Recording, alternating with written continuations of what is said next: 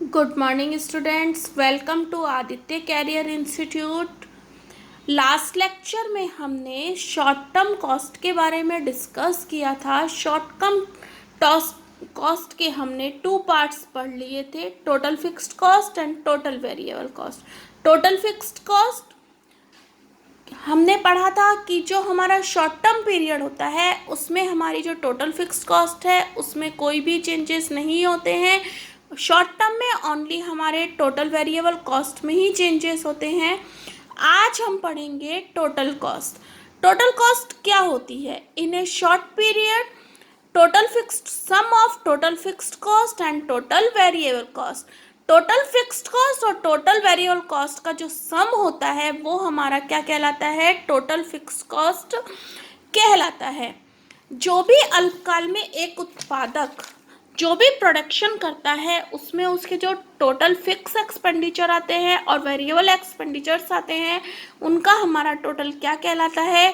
Total cost कहलाता है। In short term total cost of production is the sum of total fixed cost and total variable cost. हम इसका formula क्या हो जाएगा? Total fixed cost plus total variable cost. हमने यहाँ पे टेबल बनाई है, टेबल में हमने टोटल फिक्स्ड कॉस्ट को शो किया है। हम देख रहे हैं कि प्रोडक्शन बढ़ने पर भी हमारी टोटल फिक्स्ड कॉस्ट क्या रहती है? सेम ही रहती है। हमारे चेंजेस किस में आते हैं? टोटल वेरिएबल कॉस्ट में। और इन दोनों का सम हमारा क्या कहलाता है? टोटल कॉस्ट कहलाता है। तो हमने यहाँ टेबल बनाई। ओ एक्स एक्सिस पर हमने क्वांटिटी ऑफ प्रोडक्शन को और ओ वाई एक्सिस पर हमने total fixed cost, total variable cost और टोटल कॉस्ट को शो किया है। टोटल फिक्स्ड कॉस्ट जो टोटल फिक्स्ड कॉस्ट का जो कर्व बनता है वो हमारा ओ एक्स अक्ष के पैरेलल बनता है, क्योंकि ये हमारे प्रोडक्शन के हर पॉइंट पर ये हमारी सेम ही रहती है। और टोटल वेरिएबल कॉस्ट हमारी चेंजेस रहती है। ये पहले कम होती है फिर धीरे धीरे इंक्रीज होती है। उसी तरह से जो हमारी टोटल कॉस्ट है वो भी इंक्रीज होती है। तो that's clear. Total fixed cost, total variable cost and total cost. Next है हमारा एवरेज फिक्स्ड कॉस्ट। आप सबको पता होगा एवरेज हम कैसे निकालते हैं। किसी भी थिंग के टोटल को हम क्वांटिटी से डिवाइड करते हैं तो हमें एवरेज मिलता है। उसी तरह से हमें एवरेज फिक्स्ड कॉस्ट कैलकुलेट करना है।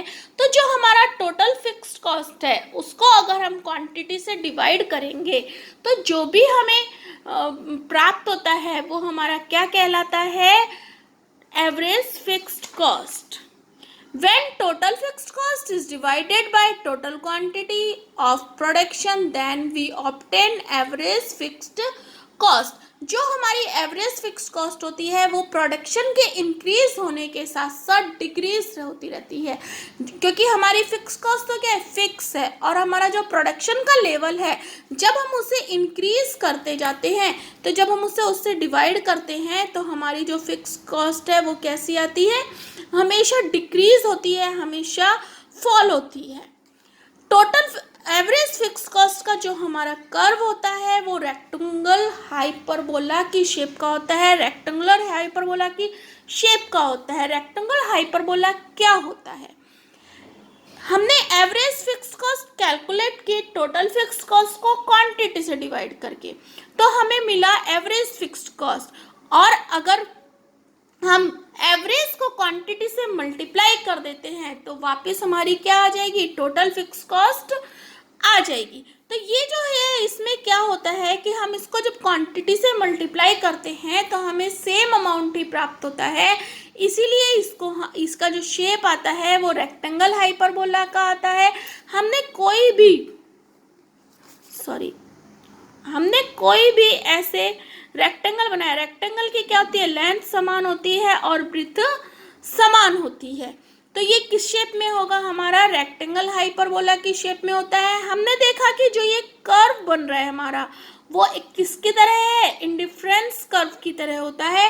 तो जो एवरेज फिक्स्ड कॉस्ट होती है वो हमारी रेक्टेंगल हाइपरबोला शेप की होती है, लेकिन ये कभी भी हमारे ओ एक्सिस को टच नहीं करती है, क्योंकि हमने पहले भी पढ़ा था कि जो एवरेज कॉस्ट है हमारी हमेशा पॉजिटिव लेवल पर होती है, ये कभी भी हमारे जीरो नहीं होती है।